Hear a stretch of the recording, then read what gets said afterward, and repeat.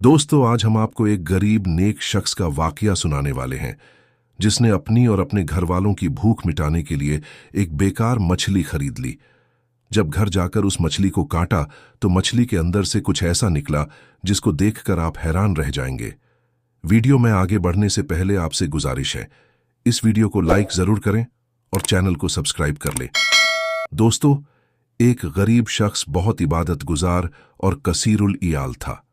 घर का खर्च वगैरह इस तरह से चलता था कि घर वाले ऊन की रस्सियां बनाते और वो उन्हें बेचकर खाने पीने का सामान खरीद लाता।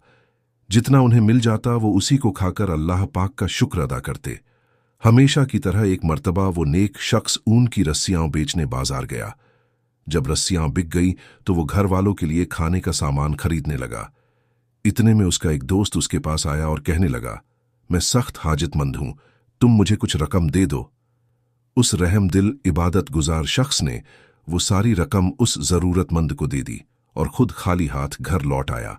जब घर वालों ने पूछा कि खाना कहाँ है तो उसने जवाब दिया, मुझसे एक जरूरतमंद ने सवाल किया, वो हमसे ज्यादा हाजतमंद था, लिहाजा मैंने सारी रकम उसको दे दी। घर वालों ने कहा, अब हम क्या खाएंगे, हमारे पास तो घर में कुछ भी नहीं है। उस नेक शख्स ने घर में इधर उधर नजर दौड़ाई तो उसे एक टूटा हुआ प्याला और घड़ा नजर आया। उसने वो दोनों चीजें लीं और इस उम्मीद के साथ बाजार की तरफ चल दिया कि शायद इन्हें कोई खरीद लेगा और मैं कुछ खाने का सामान ले आऊंगा। चुनांचे वो बाजार पहुंचा, लेकिन किसी ने भी उससे वो टूटा हुआ प्याला और घड़ा ना खरीदा।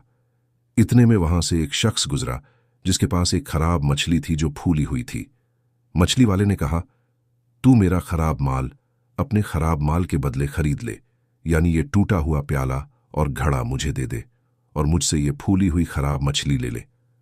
उस आबिद शख्स ने यह सौदा मंजूर कर लिया और खराब मछली लेकर घर पलट आया और घर वालों के हवाले कर दी।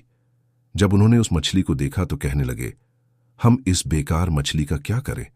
उस इबादत गुजार शख्स ने कहा, तुम इसे भून लो, हम इसे ही खा लेंगे। अल्लाह पाक की जात से उम्मीद है कि वो मुझे रिज़्क अता जरूर करेगा। चुनाचे घर वालों ने मछली को काटना शुरू कर दिया। जब उसका पेट चाक किया तो उसके अंदर से एक निहायत कीमती मोती निकला। घर वालों ने उस आबिद को खबर दी। उन सब ने अल्लाह का शुक्र अदा किया। फिर जब सुबह हुई तो वो आबिद शख्स उस मोती को लेकर जौहरी के पास गया और उससे पूछा, इस मोती की कीमत क्या होगी। जब जौहरी ने वो मोती देखा तो उसकी आंखें फटी की फटी रह गईं और वो हैरान होकर कहने लगा, तुम्हारे पास ये मोती कहां से आया। उस नेक आदमी ने जवाब दिया, हमें अल्लाह पाक ने यह रिज़्क अता फरमाया है। जौहरी ने कहा, यह तो बहुत कीमती मोती है और मैं तो इसके सिर्फ 30,000 दिरहम कीमत अदा कर सकता हूं। हकीकत तो यह है कि इसकी कीमत इससे कहीं ज्यादा है। तुम ऐसा करो कि फला जौहरी के पास चले जाओ, वो तुम्हें इसकी पूरी कीमत दे सकेगा। चुनाचे वो नेक शख्स उस मोती को लेकर दूसरे जौहरी के पास पहुंचा। जब उसने कीमती मोती देखा तो वह भी उसे देखकर हैरान रह गया और पूछने लगा, ये तुम्हारे पास कहां से आया। उस आबिद ने वहीं जवाब दिया कि ये हमें अल्लाह पाक की तरफ से रिज़्क अता किया गया है।